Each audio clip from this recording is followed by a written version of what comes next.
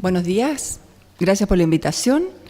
Bueno, en realidad el título no es el adecuado, digamos. Se me pidió hablar sobre terapias no biológicas porque posteriormente el doctor Valenzuela va a hablar precisamente sobre biológico. Entonces, piensen que este es el tipo de terapia que van a usar la mayor parte de nuestros pacientes. Lamentablemente, si bien es cierto, este es un simposio de biológicos, seamos francos, seamos honestos y realistas, la mayor parte de nuestros pacientes de psoriasis van a utilizar los medicamentos de los cuales les voy a hablar yo. Sobre el 80% de la psoriasis, por suerte, son formas leves. Entonces, es bueno tener un approach o un resumen de los tratamientos disponibles hoy en día en Chile para psoriasis que no sean biológicos, digamos. Bueno, partamos entonces hablando un poco de psoriasis en general. Bueno, una enfermedad crónica inflamatoria, como ustedes bien deben saber, multisistémica, que afecta preferentemente a piel y articulaciones.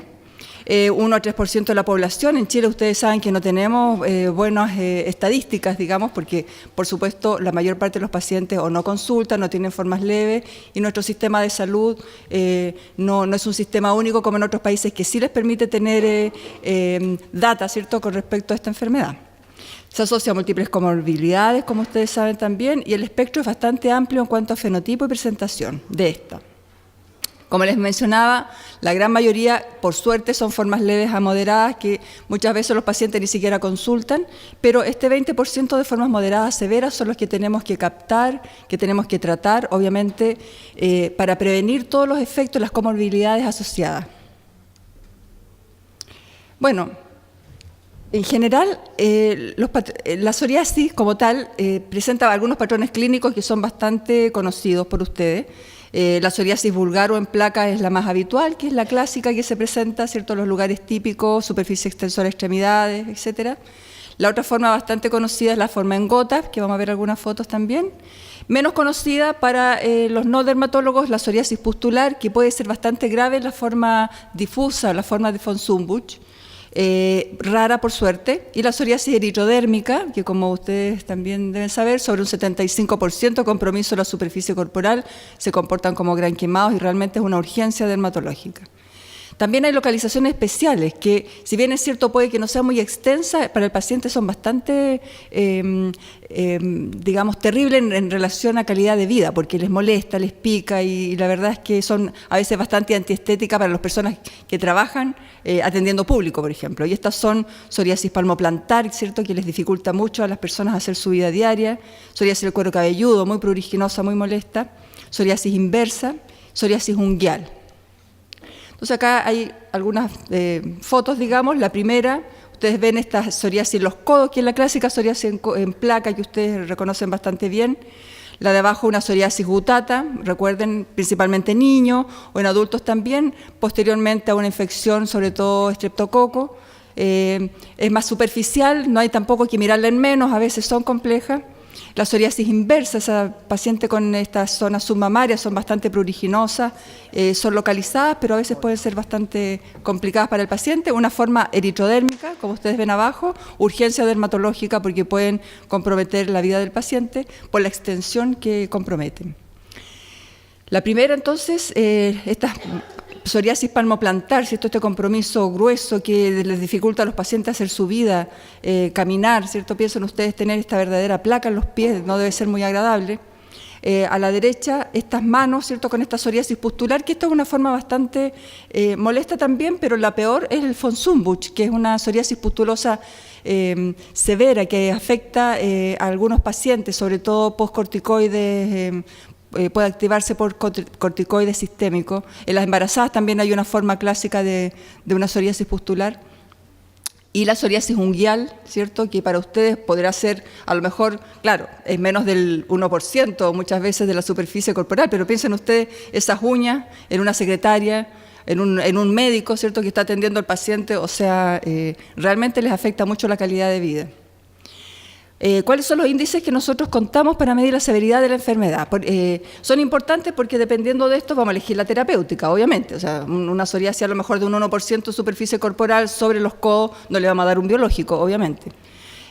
Bueno, el más clásico, seamos sinceros, lo que más usamos es el BCA, Body Surface Area, que en el fondo es medir, igual que los quemados, ¿cierto? Considerando que una palma de la mano es en 1%, podemos hacer una evaluación rápida más o menos de el porcentaje de piel que tienen comprometidos los pacientes, el más usado, porque no requiere mucho tiempo, uno examina bien al paciente y dice entonces, y clasifica en una psoriasis leve cuando es menos del 3%, menos de 3 manos, leve, entre el 3 a 10 ya sería moderado, y severa sobre 10 manos de compromiso en general de placas. El PASI, ¿cierto? Para nosotros los dermatólogos es un índice muy importante porque combina la valoración de la severidad de las lesiones, porque ve el grosor de la placa, el área también, y la descamación, o sea, es mucho más completo. El problema es que necesita cierto entrenamiento y necesita más tiempo, cosa que a veces ustedes saben que en la clínica no tenemos. Entonces, este rankea entre 0 a 72, siendo una psoriasis leve un PASI 0 a 7, una psoriasis moderada de 7 a 10, y sobre 10 ya hablamos de una psoriasis, de PASI 10, de una psoriasis severa. Entonces, el PASI en realidad lo vamos a usar los dermatólogos, sería ideal que lo usáramos todos, pero seamos sinceros, se necesita mucho tiempo, y en los estudios clínicos uno habla de PASI, ese es el gold standard como para medir severidad de enfermedad. Nosotros en general con el BCA podríamos salvar. Y finalmente el DLQI, obviamente hay muchos más parámetros, pero estos son los más usados, que mide más bien la severidad de la enfermedad, cómo el paciente percibe su problema, digamos, cómo mide calidad de vida dermatológica, que ustedes ven que puede ser bastante variable también entre un paciente y otro. Hablamos entonces de una psoriasis leve cuando el DLQI es de 0 a 5, moderada entre 5 a 10 y severa mayor de 10. Hay un cuestionario que uno aplica al paciente y en él uno ve y le pregunta cómo percibe él su calidad de vida en relación a distintas actividades de la vida diaria, ¿tá? Entonces es bastante útil usarlo. También yo los invito a que ustedes, porque para ustedes podrá ser a lo mejor muy nimio, ¿cierto? Un compromiso muy pequeño, pero para el paciente puede ser bastante severo, ¿eh? Bueno, terapia tópica. Partamos entrando en materia terapéutica, digamos. ¿A qué paciente le vamos a indicar terapia tópica? Bueno, en general, obviamente a los pacientes que tienen una psoriasis leve. También la podemos usar como complemento en aquellos pacientes con una psoriasis moderada severa junto a la terapia sistémica. En general, hay algunos estudios, ¿cierto?, que han mostrado que la gran mayoría de los pacientes con psoriasis moderada severa, esta es la parte no tan buena, los colegas solamente les han dejado terapia tópica. Entonces, ojo, muchas veces es cierto, tenemos susto de utilizar alguna terapia sistémica, pero no podemos mantener a una paciente con una psoriasis ya más grave solamente con tópicos, ¿eh? Eso en el fondo no le está ayudando mucho, los pacientes tienden a sobreutilizar corticoides y vamos a ver que eso tampoco es bueno porque no estamos controlando lo principal en el psoriasis, que es la inflamación. Bueno, las ventajas de la terapia tópica en general que es segura, no requiere exámenes, el paciente se la administra, tiene efectos adversos que son prevenibles y que es un complemento para otras formas de psoriasis ya más complicadas. Desventaja, bueno, que en general los pacientes son poco adherentes, seamos sinceros, ponerse una crema todos los días, ya a uno le cuesta pensarlo, a veces el vehículo no es muy bueno, la respuesta es lenta, los pacientes no ven una cosa muy rápida, requiere tiempo y una rutina que muchas veces uno no tiene. Y los costos no son bajos, ¿eh? Uno podría pensar que son baratas, pero no. Por suerte tenemos una cantidad de vehículos que podemos entregar estas drogas bastante amplio, ¿eh? La industria en ese sentido ha desarrollado una serie de vehículos de champú, ungüento, lacas unguiales, en fin, tenemos para elegir. Por supuesto que el arsenal terapéutico dermatológico parte con los corticoides. Siempre los colegas dicen, bueno, el dermatólogo lo soluciona con antimicótico corticoides. Bueno, los corticoides son nuestro mayor aliado acá, los corticoides tópicos, sobre todo los de alta potencia. El clobetasol para nosotros en psoriasis es una cosa de todo, pan de todos los días, ¿cierto? Hay otros más que voy a ir mencionando, obviamente, los más importantes. Los corticoides se indican principalmente en psoriasis placa localizado, lo usamos como monoterapia 1 o 2 veces al día, puede ser combinado con otros tópicos en general, pero los tratamientos deben ser acotados, o sea, uno no puede dar un clobetasol permanente. Bueno, acá hay una tabla para mostrar un poco la potencia de los corticoides, los de clase 1, ¿cierto?, y clase 2, que son los que más utilizamos en psoriasis. Y bueno, ¿cuáles son los efectos adversos? ¿Por qué no hay que usarlos permanentemente? Bueno, porque producen atrofia, telangiectasia, estrías. ¿Cuántas veces vemos a pacientes con estrías que han usado corticoides toda la vida por su cuenta? Por otro lado, si lo usan en cara, pueden activar una rosácea. No es menor tampoco si los pacientes lo usan para esta psoriasis ya más moderada, severa, que puedan provocar sintomatología sistémica, ¿cierto? Pueden suprimir el eje cuando lo usan en alta cantidad por la absorción. Y el rebote de las lesiones, nosotros todos los días, pacientes que el colega les ha dejado medio kilo de clobetasol, se bañan en clobetasol, lo suspenden y hacen una crisis o una forma de psoriasis severa. Ojo con el clobetasol, no hay que dejarlo a pasto en los pacientes, solamente formas localizadas y educar al paciente porque acá se consigue clobetasol en cualquier parte, pues van al persa y le mandan 1 kilo de clobetasol. Entonces hay que educarlo en ese sentido. Y los pacientes se dan cuenta, doctora, yo estoy súper bien, me pongo la crema todos los días, la suspendo y me rebroto el doble. Obvio, porque por las razones que conversamos. Hay que educar al paciente para que obviamente respete, que le tenga respeto al medicamento. Otro medicamento que usamos ya un poquito menos, el calcipotriol, caro, ya en Estados Unidos prácticamente no está disponible. Este es un derivado de vitamina D, que es bastante bueno como para mantención de placas, pero en ningún caso lo indiquen de primera línea. En ese sentido los corticoides la llevan. Este es un medicamento un poco para ahorrar corticoides. Es bastante caro, en Chile todavía está disponible. Y la verdad es que se usa también en psoriasis localizada cuando queremos sacar al paciente un poquito del clobetasol. Más novedoso, la combinación de análogos de vitamina D y betametasona, ahí puse la foto del Daibovet, está disponible en Chile, también es un buen producto, también lo usamos un poco como ahorrador de clobetasol. Estudio multicéntrico, 52 semanas, 70-80% de los pacientes lograron aclaramiento de las lesiones. Obviamente estamos hablando de psoriasis localizada. El problema es que es harto caro, un costo alto en casi para nosotros, los seguros a veces no los cubren, pero es una alternativa para estos pacientes. Usamos también inhibidores de la calcineurina, como en otras patologías, principalmente en cara, pues justamente para no usar corticoides, y pliegues, que es la otra zona donde los corticoides tienen problemas. Y súper importante, yo diría que el mensaje más importante, los pacientes con psoriasis, muchas veces con una buena humectación no necesitan ninguno de los productos que he hablado anteriormente. La humectación es fundamental para reparar barrera cutánea, ¿cierto? Muchas veces el paciente lo sabe, se bañan en vaselina y mejoran harto. ¿Cuántas veces esperando exámenes de los pacientes los hemos dejado una humectación más o menos violenta y los pacientes mejoran? No hay que ver en menos, y puede ser cualquier producto, el que el paciente no le irrite, el más barato, el más caro, el que quiera, pero que le sirva y que el paciente se sienta cómodo también. Combinaciones también en terapia tópica, combinamos corticoides, a veces con ácido salicílico para bajar las plaquitas, en fin. Ahora, en cuanto a comparación con terapias tópicas, eficacia, obviamente la ganan corticoides, sobre todo clobetasol, clase 1 y 2. Los alquitranes que se usaron por mucho tiempo, que eran nuestro aliado, ¿cierto? A los viejitos les encantaba el alquitrán. Doctora, ¿cómo se fue esa crema? ¿Cómo el ISP lo prohibió hace algunos años? Y nosotros nos quedamos sin una herramienta que, claro, a lo mejor no era tan tremendamente efectivo, pero salvaba algunas situaciones, sobre todo en cuero cabelludo, nos iba bastante bien. Era horroroso, sí, pero manchaba la ropa, era un desastre, pero a algunas pacientes quedaron viudos del alquitrán hasta el día de hoy, lloran ahí su partida. Ya no van a encontrar en ninguna parte ni champú tampoco derivados de alquitrán en Chile. En cuanto a la aceptación de los pacientes, bueno, los corticoides en general aceptaban bastante bien, menos los alquitranes, excepto las personas mayores. Y los costos son muy altos, claramente para los derivados de la vitamina D a veces son bastante prohibitivos. Bueno, en general entonces, tópico, psoriasis leve, como complemento en psoriasis más extensa.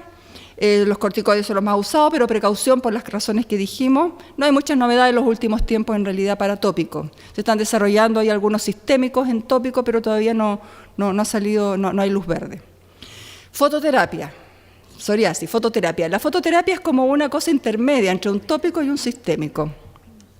Mi favorito, ¿cierto? ¿Qué pacientes pueden utilizarlo? ¿Cuál es el criterio de selección? En general son pacientes con psoriasis ya moderada o incluso severa, que ustedes no lo quieran pasar a sistémico. No quieren pasarlo a sistémico porque el paciente es muy joven, porque sabe que a lo mejor no se va a hacer los exámenes, en fin. La fototerapia es una muy buena alternativa para esos casos.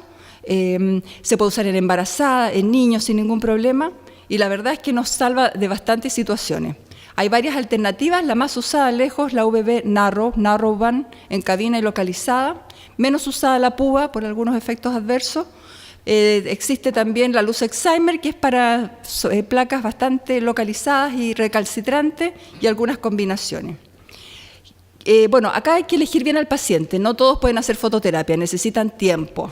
El tiempo acá hoy en día se valora. En Estados Unidos no es una terapia muy usada, los seguros la pagan mal. Por suerte acá en Chile todavía FONASA e ISAPRE pagan la fototerapia, pero necesitan que el paciente vaya obviamente al lugar donde se va a hacer el tratamiento. Ese yo diría que es el principal problema. Los europeos lo usan mucho. De hecho, ellos tienen fototerapias domiciliarias que les prestan a los pacientes y ellos hacen su terapia y se devuelven, como son ellos tan formales, tan ordenaditos. Entonces, es una buena alternativa, pero tienen que ver un poco ese detalle. Si el paciente vive corriendo, o sea, no es la mejor alternativa porque lo van a estresar más entre ir a hacerse el tratamiento. Contraindicaciones absolutas en general, yo diría que básicamente mesenquimopatía, ¿cierto?, que pueden activarse con la luz, y bueno, y obviamente todas las alteraciones o enfermedades que se activan o que tienen daño de la reparación del DNA, como el xeroderma pigmentoso. Muchos medicamentos fotosensibilizantes, esto es lo primero que hay que advertir al paciente, si está tomando alguno de ellos no se puede hacer la terapia. Con algunos nos hacemos los lesos, pero hay algunos que son bastante fotosensibilizantes, como por ejemplo los diuréticos. Bueno, en general la fototerapia de banda estrecha, que es la que más se usa, se recomienda alternativo a las terapias sistémicas. Y obviamente en este caso se usa fototerapia más terapia tópica antes que una terapia sistémica, muchas veces para evitar justamente llegar a esta. La banda angosta ha demostrado ser mucho más eficaz que otras alternativas antiguas que se utilizaban. Produce una apoptosis del linfocito T, en fin, tiene una serie de efectos beneficiosos en la supresión de algunas citoquinas involucradas en la inflamación. Por lo tanto, no hay que mirarle menos. Muchas veces, cuando han fallado un biológico, hay algunos reportes, falla del etanercept, le hizo fototerapia y se mejoró. O sea, no es un pariente pobre de las terapias sistémicas, puede ser bastante bueno, digamos. Hay algunos estudios retrospectivos, ¿cierto?, que trataron, en cuanto a seguridad, se han tratado ya por años con banda angosta, y la verdad es que no hay evidencias de cáncer de piel, que podría ser también un susto, digamos, a esta terapia. Acá hay una serie amplia, entre el 94 y 2000 no encontraron evidencias con narrowband, y en general es una terapia bastante segura. Aquí hay algunas fotos, ¿cierto? Este niño con una psoriasis en placa, ustedes ven 15 sesiones con narrowband, cómo se limpia el paciente sin hacerle y sin que el niño sufra, digamos, una terapia sistémica con todas las complicaciones que eso puede tener. La púa ya es un poco más específica. Púa estamos hablando de UVA más ingestión de un solareno. Ven ustedes cómo actúa en el sentido de que el solareno se intercala entre las cadenas de ADN y eso inactiva rápidamente la replicación celular, que es lo que buscamos en psoriasis. Es una excelente alternativa, pero no exenta de daño. Esta sí que hay que considerar que puede producir cáncer de piel, está demostrado, por lo tanto tenemos un tope de púa en la vida, 200 sesiones no más, por lo tanto hay que ser ahorrativo con esta indicación, y solamente en psoriasis bastante extensa. En palmoplantar anda muy bien, sobre todo asociado a algún medicamento retinoide. Efectos secundarios, cáncer, es el más temido, ¿verdad? Entonces, acá tenemos una herramienta muy valiosa. Vean ustedes este paciente con esta psoriasis en placa gruesa, después de 24 sesiones, después de 36 sesiones, cómo cambia. Gracias, doctora Rivero, si está por ahí, porque siempre le agradezco porque este es un paciente de ella, pero como estaba tan bonito, se los presento. Formas localizadas de fototerapia para entregar a algunos pacientes. Y bueno, principalmente decirles que la fototerapia es una excelente herramienta, pacientes que no quieran iniciar todavía sistémico, básicamente, y el paciente necesita tiempo. Bueno, finalmente la terapia sistémica. ¿En quién vamos a indicarla? Aquellos pacientes ya con psoriasis severa, como ustedes vieron, según, digamos, todos los índices que ya midieron en el paciente. Aquellos pacientes también que no han respondido a tratamiento tópico o fototerapia después de 3 a 6 meses. A veces los pacientes se nos hacen eternos, llevan 6, 7 meses, 1 año, están mal, siguen mal y uno no se atreve a hacerlo. Si ustedes no se atreven, derívenlo. O sea, hay que ofrecerle la mejor expectativa, el mejor tratamiento al paciente. O aquellos que ustedes ven, que es cierto, una psoriasis palmoplantar no es muy extensa, pero compromete la calidad de vida de todas maneras. Vamos a simplemente a mencionar algunos, los más clásicos. La ciclosporina, ¿cierto? Lo utilizamos en aquellos pacientes también que queremos sacarlo rápido. La ciclosporina es un potente inmunosupresor que inhibe la primera fase de activación de los linfocitos T. ¿Cuál es el problema? Que puede producir a largo plazo daño renal e hipertensión, por lo tanto nosotros lo usamos solamente 1 año, máximo 2, según algunas otras guías, ¿cierto? Sobre todo las europeas. Induce remisiones rápidas, el paciente está feliz con la ciclosporina, no quiere dejarla. Somos nosotros los que estamos tratando de sacársela, ¿cierto? Se utiliza por periodos cortitos, bien dirigido en algunos pacientes, midiendo la presión arterial, haciéndole exámenes de rutina y para controlar principalmente los brotes. Entonces, ciclosporina, excelente alternativa para sacar rápido a un paciente, 3 a 5 miligramos kilo es lo que usamos en general, y la verdad es que es una excelente droga para psoriasis. El metotrexato, nuestro caballito de batalla, gold standard, en estos momentos nadie ha destronado el metotrexato, droga buena, bonita, barata, nos saca de apuro. El problema es un poco lenta, hay que advertirle a los pacientes que no van a empezar con metotrexato, así como la ciclosporina, que ya tienen un PASI 75 al mes probablemente. No, esto es más lento. Y acá el daño hepático es el principal susto, digamos, que estos pacientes tenemos que tenerlos muy bien controlados. Sigue siendo gold standard en todo el mundo, no solamente para nosotros, pero requiere un monitoreo hepático bien estricto, recomendado para terapias prolongadas también, y sirve también junto a los biológicos para mantener, sobre todo los anti-TNF, evitar la producción de anticuerpos y el cese de la actividad de ellos, ¿no? Lo complementamos con ácido fólico para evitar los efectos adversos principalmente, y ustedes ven que hay algunos factores de riesgo de daño hepático con los cuales tenemos que tener cuidado. Estos pacientes gorditos, con hígado graso, obviamente en ellos tal vez no sea la mejor alternativa. Tenemos que ver bien si las pruebas hepáticas ya empiezan a dispararse, ya 2 veces el valor normal, 3 veces ya simplemente ya podríamos pensar en ir suspendiendo. Yo 2 veces el valor normal lo derivo al gastroenterólogo para que en conjunto tratemos y veamos y minimicemos estos efectos a estos pacientes. Acitretin. Una sola palabra, acitretin es un medicamento que en general los no dermatólogos lo conocen poco, es un retinoide que ya casi no se usa como monoterapia, las distintas guías europeas ya no lo consideran, pero puede ser muy efectivo, sobre todo en psoriasis palmoplantar. Su principal complicación, teratogenicidad, o sea, no se puede usar en mujeres jóvenes, claramente, porque se demora incluso hasta 3 años en eliminarse completamente, por lo tanto, olvídenlo mujeres jóvenes, puede ser una súper buena alternativa porque no produce daño hepático como el metotrexato y a veces nos ha sacado de apuro, pero cada vez ya se usa menos como monoterapia. Bueno, comparación de terapia sistémica, ustedes ven, según eficacia, la ciclosporina la lleva, ¿cierto? La fototerapia también está bien rankeada. En cuanto a mantener la remisión, la ciclosporina, los fumaratos acá en Chile nunca prendieron, ¿eh? Los europeos lo usan mucho, pero nosotros no, ni siquiera está disponible. Y en cuanto a aceptación del paciente, claramente que les encanta la ciclosporina, el metotrexato también lo toleran, un poco menos los otros, y la eficacia, obviamente, como les comentaba, de las 2 drogas, excelente. Terminar entonces hablándoles un poco sobre 2 drogas nuevas, que en Chile hay una que no está, como es la Premilast, que salió como una promesa, de hecho se usa mucho en Canadá, Estados Unidos, inhibidor de la fosfodiesterasa. Está aprobado por la FDA y la Unión Europea para psoriasis moderada y severa. Es útil también para otras formas de psoriasis más localizada y para artritis psoriática también. 30 miligramos 2 veces al día, tiene un buen perfil de seguridad. Hay que tener cierta alerta, los efectos adversos son principalmente gastrointestinales, pero hay algunos reportes de que puede inducir algún grado de depresión, no está muy bien estudiado, así como el Roignetan, que induce suicidio, que hasta el día de hoy todavía no hay cierta controversia, con este medicamento también. Baja de peso por estos efectos gastrointestinales, ¿eh? Es una muy buena droga, Chile no ha llegado, y podría ser una buena alternativa al metotrexato, aunque según estudios no es tan bueno, o sea, no, está por ahí con el metotrexato, ese es el ranking, es para aquellos pacientes que no puedan tomar el metotrexato por algún daño hepático.